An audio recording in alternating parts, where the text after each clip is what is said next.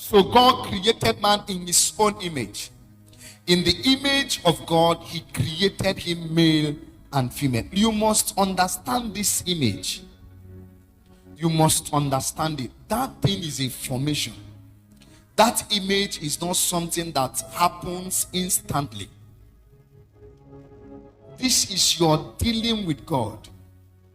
That's when you see someone that used to be a very hot-tempered person, all of a sudden has changed. At this time, you don't glory in how terrible you are or you used to be. You don't say, if I'm in the world, will you talk to me like this? You are no longer in the world. It is the image. That image is so important. That's why it cannot be dashed. God does not dash his image, because everything that God represents is contained in his image. Everything that God is contained in his image. God cannot dash it. So what God says, you want authority, you want to manifest glory, take my image first. So the glory of God is contained in the image of God. The authority of God is contained in the image of God. That image is his life. His life. Look at what happened. God needed to raise a generation through Jacob. Jacob the supplanter. Imagine God raising the nation Israel through a supplanter. He brought him to the capital place of encounter. In Genesis chapter 32, I think, Genesis 32, he had an encounter that changed his life. The Lord said, what is your name? He said, my name is Jacob. He said, no, from henceforth your name shall be called Israel. And then immediately there was a change. Remember that his bone was broken.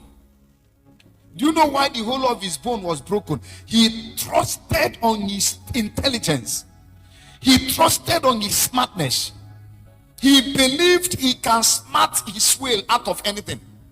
God said, no, you trust in your abilities a lot. Can we now get you to trust on the omnipotent integrity of Christ? So his the whole of his joint was shifted.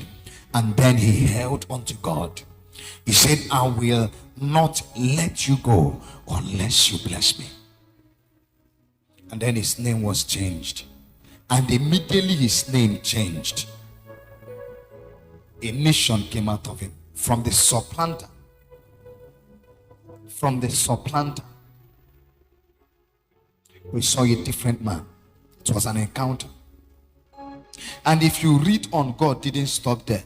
God kept appearing to Jacob. He kept on appearing to Israel.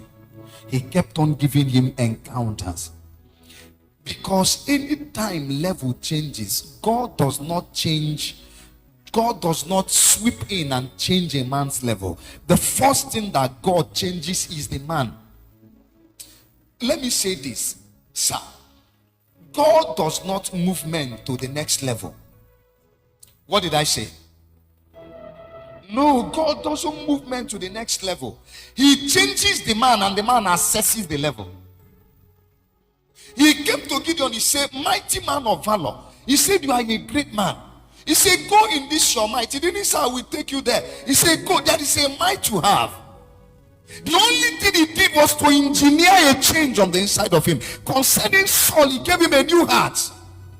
Concerning David, there was a change. Concerning Esther, there was a change.